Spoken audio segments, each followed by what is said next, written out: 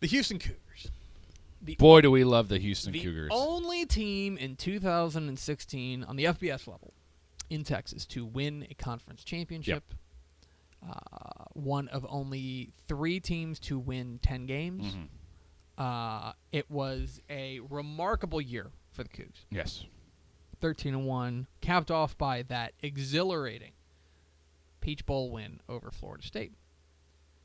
And in the offseason, their biggest news was what didn't happen, that Tom Herman kind of spurned a number of what we believe to be a number of offers. Right.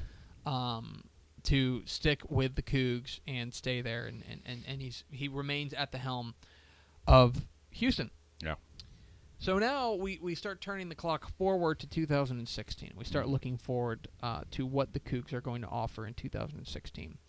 And I don't think it's going to be a real going out on a limb here that we think they're going to be pretty good because most teams don't go from 13 wins to like 5. Right.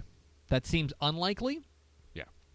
But are they going to be the juggernaut? Are they going to be the kind of team that they were last year in this year, in 2016?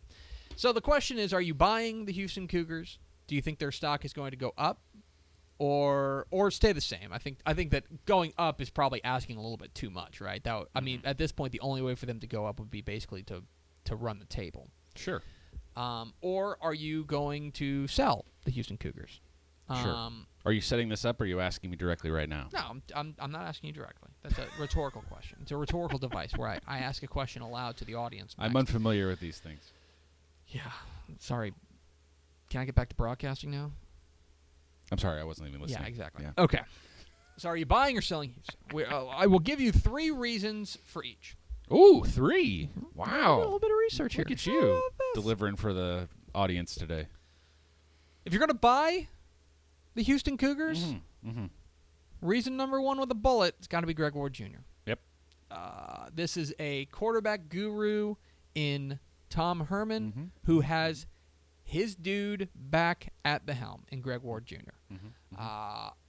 The first place that you look, there are 2 places you look when you're determining whether or not an offense is going to be as good as it was last year. What does the offensive line look like, and is the quarterback back? Yeah. And the quarterback is back, and Greg Ward Jr. Has to start the year on the short list of Heisman candidates, right? He's got to be no worse than top 10. And the only reason you're saying he's no worse than top 10 and not top 5 is because he doesn't play in a Power 5 conference. Right. That's basically it. That's it. Greg Ward Jr. is a dynamo. We can go on and on about Greg Ward Jr., and we have. Greg Ward Jr., the biggest reason to buy the Houston Cougars. Number 2. Look, losing DeMarcus Ayers sucks. Because DeMarcus Ayers, if you look at the numbers, was pretty responsible for about 40%, a little more than 40% of their passing offense. This is a stud of a receiver who, in my opinion, rightfully so, jumped to the NFL to go make millions. Yeah. Like, I don't begrudge. Go chase that money, Playboy. I do not begrudge him at all. But there is going to be a notion that, oh, man, well, they lost their number 1 receiver. What are they going to do with it? I think the cupboard is full. Okay? Chance Allen, who we touched on yesterday, Stephen Dunbar, Linnell Bonner. I think they could use more of their tight ends and Tyler McCloskey. Right.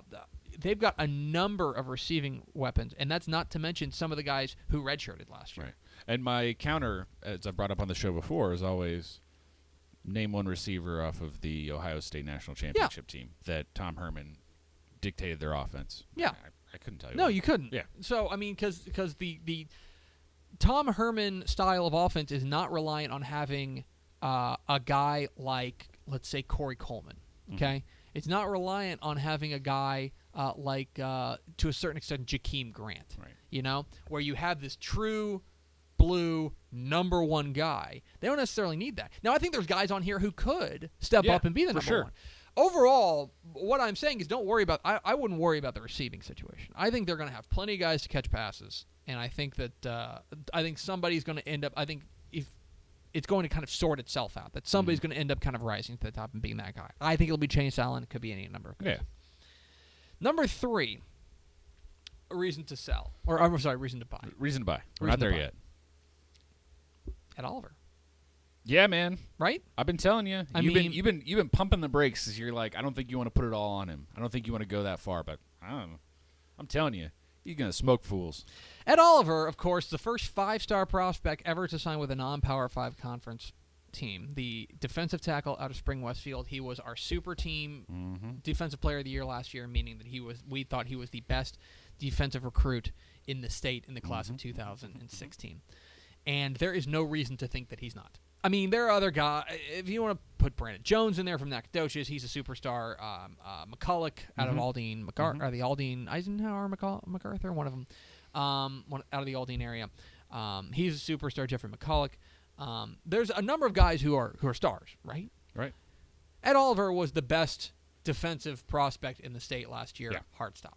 Yep. And he's going to Houston. Yep. And there were quotes, I think Bruce Feldman tracked him down. Yeah, Bruce Feldman. Yeah. But they were talking with guys around, like people around the American Athletic Conference. Yeah.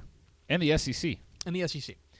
And they were basically saying, Ed Oliver would have been a star in the SEC. Right. Instantly. He is going to murder the American Athletic Conference. Yeah. And I don't think there's any reason to think he won't. He is as complete a prospect as has maybe ever walked into Coogtown. Right. And you talk about coupling him with an already pretty good defensive tackle in B.J. Singleton. I think things are going to be pretty good defensively. So if you want to buy, there's plenty of reasons to buy. Now, hold on. I'm going to give a moment for all Cougar fans to turn this off. Yeah. We'll just leave it at that. That was great. Good job, man. We're going to be awesome. Let's talk about reasons to sell. Yeah. There are 3 reasons to sell the Houston Cougars. Greg. Number 1, and this pains me to say, the defense wasn't that good last year. No, that's true. It wasn't great. I mean, it wasn't. And here's the thing. Todd Orlando is a genius. Okay. He is so good. The but defense it worked great. The defense was not amazing last year by the traditional metrics, okay? They were, let me pull this up. I believe they were 53rd in total defense, okay?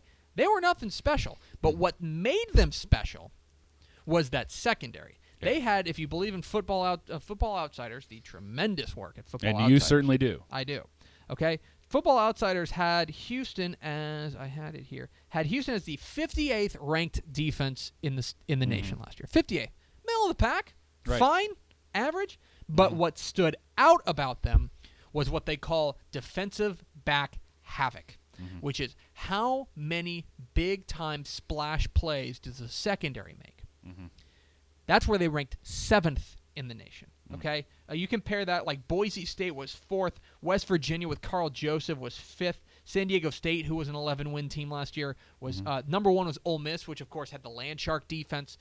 This is the secondary for, overall the Houston defense really got by based on the strength of that secondary, and now that secondary wiped. Yep. That secondary is all gone. William Jackson III is in the NFL. Trevon Stewart's off fighting for a job in the NFL.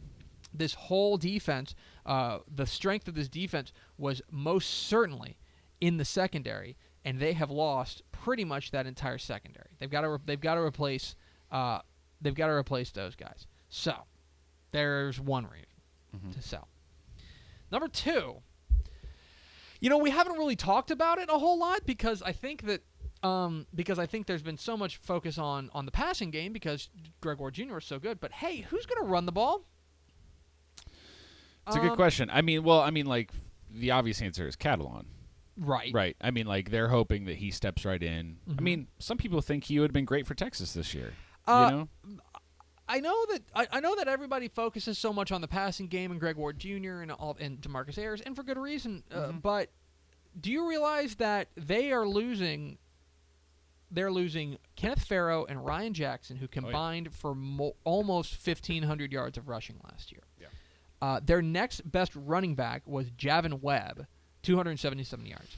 And it's a drop-off. If you are Greg Ward Jr., yes, he ran the ball 198 times for 1,100 yards. That's great. Yeah. I'm sorry. If Greg Ward Jr. is as important to my hopes as I think he is, I don't want him running 198 times. No, that's probably true. I want him to cut that about in half. Yeah. So they need to find a running back. And if there's, I think that's a big concern that not a whole lot of people are talking about, that the running back situation at Houston, it's tough. Okay. And number 3, reason to sell the Houston Cougars. Schedule's tougher. Schedule's a lot tougher. Something they can't. Schedule's a lot tougher. So yeah. let's put aside the fact that they're going to open with a neutral site game against a top 5 team. Yep. Okay? Because they're opening against Oklahoma at NRG Stadium. Right. Okay? Neutral site. It'll probably actually be pretty close to neutral because Oklahoma will travel very well. Yeah. And even though it's in Houston, it'll probably be about a neutral site game. Sure. So forget that for a moment. Last year, the 3 teams aside from Houston in the American Athletic that I think you would need to say that you need to, quote-unquote, worry about, at least in their division, okay? Yeah. In their division. The next 3 best teams. Yeah. Memphis, Yep. Navy, Cincinnati. Right. In some order, okay? Right. Some order. What about Temple? They're in the other division. Oh, the other division. That's right. Yeah, okay. Last year, got all 3 of them at TDECU Stadium. It's true. All 3. True. Which I would means- counter. Which means this year... I think they're all going to be worse than last year. Let me finish my point. Which means that this year, they're at Cincinnati.